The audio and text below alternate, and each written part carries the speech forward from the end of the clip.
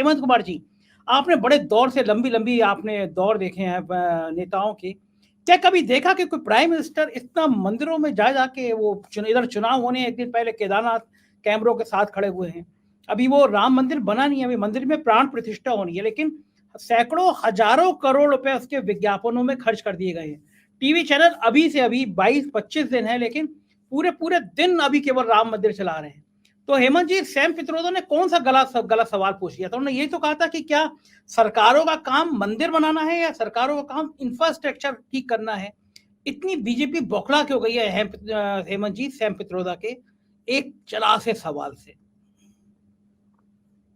Sanjay ji, Sam Pitroda ने जो कुछ कहा है वो तो सबके सामने है, लेकिन जो मंदिर समर्थक और खासकर जो संत कहे जाते हैं वो वे लोग क्या कह रहे हैं, उनको जरा सुन लीजिए कि क्या कहते हैं। मैंने 3 संतों को सुना, मैं उनका नाम नहीं लेना चाहूंगा। वो कह रहे हैं कि ये सैम पित्रोदा को, जो कि भारत में सूचना क्रांति के जनक माने जाते हैं, तो उनके बारे में कह रहे हैं कि ये मानसिक रूप से दिवालिया हो गए हुए हैं और ये नर पिशाच हैं, ये राक्षस हैं, तमाम तरह के राक्षस हैं, नर पिशाच हैं और इस तरह की। और वो कह रहे हैं कि महंगाई बेरोजगारी तो कांग्रेस की देन है और इस देश में महंगाई और बेरोजगारी कब नहीं रही है, और भाजपा श्री राम की कृपा से सरकार में है और जो लोग श्री राम का विरोध करते हैं, मंदिर का विरोध करते हैं, उनका सत्यानाश हो जाता है और इसीलिए कांग्रेस का ये हाल है। ये संत लोग कह रहे हैं। अब बताइए कि जब ये कहा जाता है कि इस देश के राजनीतिक जीवन में जो इन तथाकथित संतों का जो दखलंदाजी जो बढ़ी है और उसका जो असर दिख रहा है, आप बताइए कि जो तथाकथित जो धर्म संसद हुआ उसमें क्या क्या नहीं कहा गया। किसी ने, प्रधानमंत्री जी ने कोई आपत्ति उसमें दर्ज नहीं, उसको लेकर नहीं दर्ज कराई, बीजेपी के किसी बड़े नेता ने नहीं दर्ज कराया। तो इनका जो पूरा घालमेल है, संत इनके जो है वो कांग्रेस को गालियां देंगे, जो मंदिर पर सवाल उठाना तो छोड़ दीजिए, बेरोजगारी महंगाई का सवाल उठाएंगे तो कहेंगे कि बेरोजगारी और महंगाई ये कांग्रेस की देन है और ये सदियों से चली आ रही समस्या है, कभी घटती है कभी बढ़ती है। तो इनके जो कुतर्क हैं और इन कुतर्कवादियों का जो संश्रय है बीजेपी और आरएसएस के साथ, ऐसा प्रधानमंत्री तो इस देश में कभी नहीं देखा था जो कि संसद में सेंगोल स्थापित करवा रहा हो, तमाम तरह के जटाधारियों और शिखाधारियों और टीकाधारियों को ले जा करके उसके पीछे पीछे चल रहा हो। ऐसा किसी प्रधानमंत्री ने किया था? ऐसा कोई प्रधानमंत्री इस देश ने देखा था? नहीं देखा था। तो प्रधानमंत्री जी की लोकतंत्र में कितनी आस्था है, इन्होंने लोकतंत्र के सर्वोच्च संस्थान में को पंडितों और ऐसे टीकाधारियों, शिखाधारियों और पाखंडियों के हवाले कर दिया, तो उनसे क्या उम्मीद की जा सकती है। लेकिन दिक्कत यह है कि अभी जो ये अभिज्ञान जी जो कह रहे थे कि भाजपा राम भरोसे है और राम भरोसे रहेगी, लेकिन जो लोग राम भरोसे, बाकी पार्टियां राम भरोसे क्यों है, कांग्रेस इतनी दुविधा में क्यों है?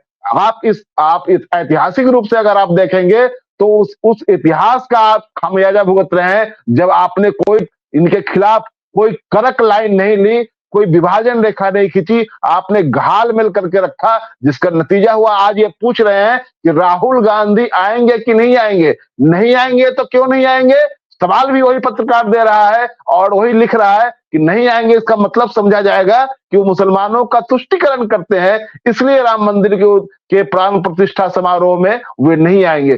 तो आज आपको कांग्रेस को ये तय करना पड़ेगा, या विपक्ष की जो ताकतें हैं कि जो अभी सीताराम येचुरी को जो आमंत्रण दिया गया, उन्होंने बहुत विनम्रता से कहा कि धर्म व्यक्ति की निजी आस्था है, मैं उसका सम्मान करता हूं, लेकिन मैं इस तरह के किसी आयोजन में नहीं जाऊंगा। ये कहने की हिम्मत कांग्रेस के लोग क्यों नहीं करते हैं? आप नहीं करेंगे तो सैम पित्रोदा को ऐसे ही गालियां पड़ती रहेंगी। आप ऐसे संत लोग उनको गालियां देंगे और वो तथाकथित संत जो वो बीजेपी का प्रचार भी करेंगे। तो ये जो है दो तरफा जो हमला हो रहा है, एक तो जो संत जो गेरुआ वस्त्रधारी और संत वेशधारी जो जितने लोग जो हैं, जो छुपे हुए बीजेपी के स्लीपर सेल्स हैं, वो सब लोग इस देश में समानांतर प्रचार कर रहे हैं। एक सरकार इस पूरे काम में लगी हुई है कि प्रधानमंत्री उसके उद्घाटन समारोह में आएंगे, प्रधानमंत्री जब वहां पर पूजा पाठ होगा, सुप्रीम कोर्ट का निर्णय आया, उसके बाद प्रधानमंत्री आए, अब वो इस कार्यक्रम में उनको आमंत्रित किया जाएगा, आडवाणी जी आएंगे नहीं आएंगे, पूरे देश को इसमें उलझा कर रखा गया है। और दूसरी ओर जो मीडिया की भूमिका है, मेनस्ट्रीम मीडिया, अखबारों का पन्ना उलट कर देख लीजिए आप, पूरे देश में उसके स्थानीय एडिशन से लेकर के और राष्ट्रीय एडिशन में पहले पन्ने पर यह मुद्दा होता है, भीतर के पन्नों पर यह मुद्दा होता है, संतों का प्रवचन इस पर चल रहा है और नेताओं का भाषण चल रहा है, और इन तमाम चीजों का कॉकटेल बना करके परोसा जा रहा है। इसमें कहीं किसी दूसरी पार्टी की आवाज सुनाई नहीं देती है, किसी दूसरे विचार को कोई जगह नहीं है। सिर्फ ये चल रहा है कि अक्षत कहाँ बटेगा, कहाँ कहाँ कार्यक्रम होगा, कहाँ कहाँ वो टीवी स्क्रीन लगा करके लोगों को दिखाया जाएगा। आप अगर अभी नहीं जा पाए तो 22 तारीख के बाद आपके जाने का प्रबंध किया जाएगा, वहां कोई दिक्कत। पूरे देश में ये माहौल बनाया जा रहा है। तो मीडिया का जो ये बड़ा हिस्सा जो है वो ये चाहता है कि ये एजेंडा बना रहे और बाकी के सवाल जो है वो अनुत्तरित रहे, बाकी के सवालों पर कोई बहस नहीं हो। तो ये बड़ा संकट है कि कांग्रेस को तय करना पड़ेगा कि आपको एक विभाजन रेखा खींचनी पड़ेगी, अन्यथा आपने मध्य प्रदेश में देखा कमलनाथ जी ने क्या हासिल करवाया कांग्रेस का। ये कांग्रेस के भीतर की जो कमी है उससे लड़ने की जरूरत है। आज इस बात पर चर्चा हो कि कांग्रेस क्या चाहती है, कांग्रेस क्या कोई घालमेल करके रखना चाहती है ऐसे ही, अन्यथा वो कोई विभाजन रेखा खींच करके इनके खिलाफ लड़ना चाहती है। ठीक है, ये तीनों पार्टियां एक होती है, वो एक मुझे लगता है कि उस सवाल को अगर छोड़ करके मैं यह कहूं कि इंडिया अलायंस जो बना है 4 बैठकें हो चुकी है, अब वो सीट शेयरिंग से लेकर के तमाम तरह की रणनीति बन रही है। लेकिन जो मैंने कल भी विवेक जी के साथ मैं एक डिबेट में था, मैंने कहा था कि विपक्ष का आंदोलन कहाँ है, आप परसेप्शन कहाँ बना रहे हैं।